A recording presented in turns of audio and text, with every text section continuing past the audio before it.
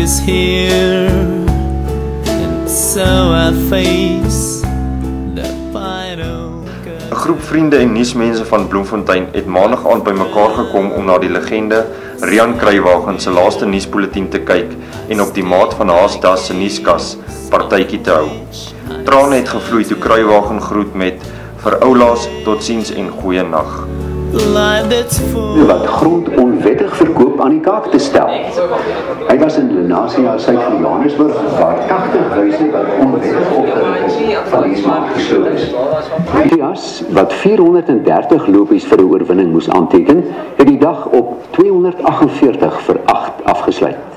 Vir oulaas, totsiens en goeiedag.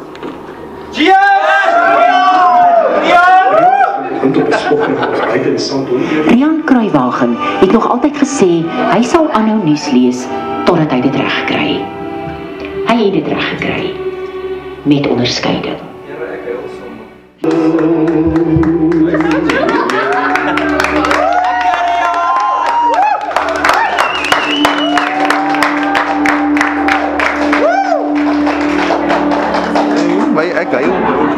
My nou afneem.